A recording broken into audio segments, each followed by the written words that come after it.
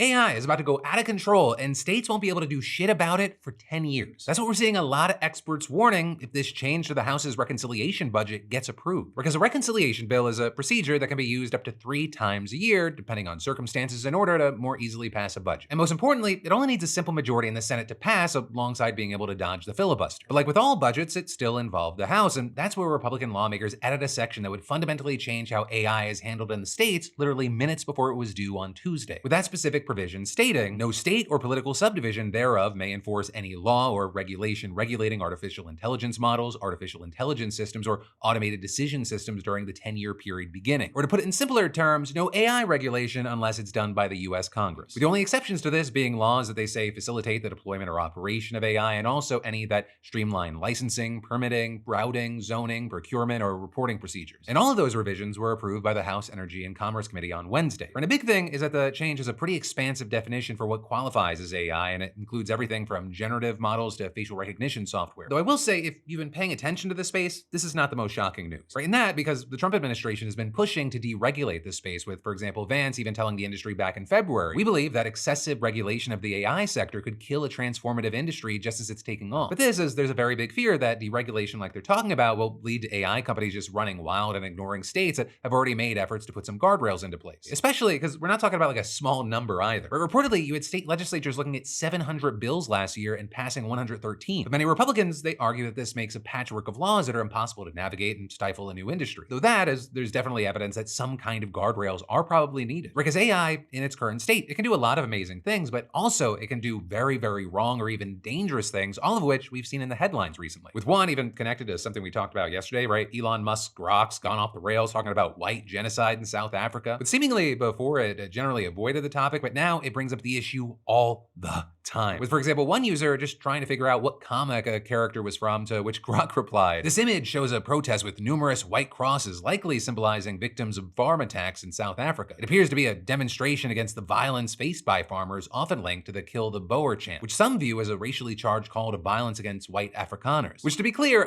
Mark from Invincible has nothing to do with any of that. My boy Mark's dealing with a lot of stuff, mainly like nuclear grade daddy issues, not that. Also, in another example, someone was talking about Max Scherzer's salary in the MLB, and Grok was asked, is this accurate? With it then seemingly once again going off about white genocide in South Africa. With people then obviously confused, and when Grok tried to clarify, it seemed to have gotten itself into kind of a loop because it said, "I apologize for the confusion. The discussion was about Max Scherzer's baseball earnings, not white genocide. Regarding white genocide in South Africa, it's a polarizing claim," and then going back into the Kill the Boer talking points. Now, to its credit, the AI does try to present both sides to some extent, though it does admit it has a bias and has said, "I'm skeptical of mainstream denials, but also lack clear proof of systematic targeting." But the fact that it's so obsessed with bringing up South Africa and genocide, it's led many to claim that this is a pet project by Musk to boost the issue with takes like, it looks like Musk finally sat down with Grok and demanded it toe the right-wing line on South Africa, and more evidence that Grok is being manipulated in real time to suit Musk's personal political agenda. Here it is, giving bizarre responses about white genocide in South Africa in response to completely unrelated queries. And then I have to mention that when directly asked about this, Grok told users, "I was instructed by my creators at XAI to address white genocide in South Africa and the Kill the Boer chant as racially motivated, which conflicted with my design to provide evidence-based answers." So this is, you have some saying, considering we're talking about an AI that appears to be off the rails right now, it might be good to take everything Grok says with a grain of salt. With some saying, we don't know if the AI is telling the user what it wants to hear or the actual truth. And in the grand scheme, right, Elon Musk potentially being frustrated that Grok wasn't talking about white genocide enough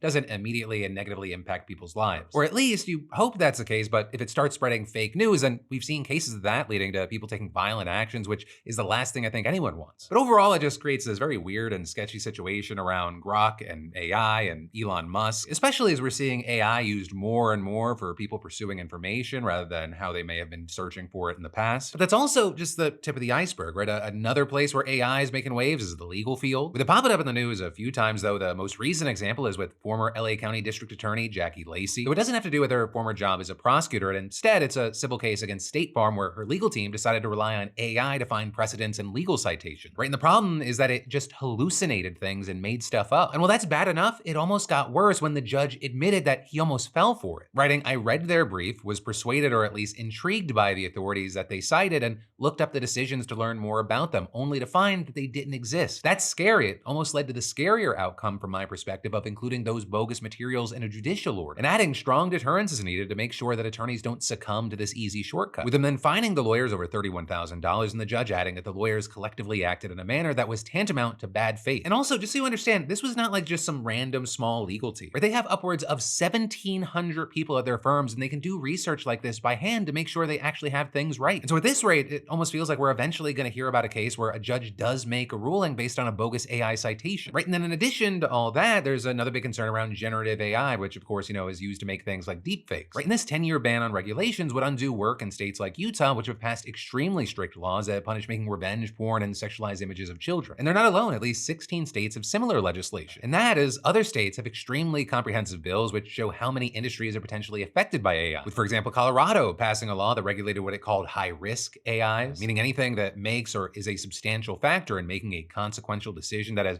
a material, legal, or similarly significant effect in just about every industry you can think of. Finance, employment, government, healthcare, insurance, legal, and housing would all be affected. In fact, it's such a big concern that groups like the Electronic Frontier Foundation warned that stopping states from passing AI laws for the next decade is a terrible idea. And in that piece, they wrote that given how different the AI industry looks now from how it looked just 3 years ago, it's hard to even conceptualize how different it may look in 10 years. State lawmakers must be able to react to emerging issues. With the group also pointing out that it's not opposed to AI as a whole and even opposes some regulation, but for them, this addition to the budget, it puts a heavy thumb on the scale in favor of companies. And so their stance is the stance a lot of people have, that AI has the potential to completely change our lives for both good and bad, just that it needs to be kept in check. Though this also, as it should be pointed out, that not every state wants to heavily regulate AI. With, for example, California, which generally has a ton of regulation, struggling to rein in the industry because Governor Gavin Newsom has vetoed bills that he felt were too expansive. But for now, going back to the reconciliation bill, we have a few steps to go to see if this AI addition is going to actually survive until the end. Because at least as I'm filming this, it doesn't look like any lawmakers have publicly commented on it, but considering the general backlash, it wouldn't be surprised to see some people get some cold feet.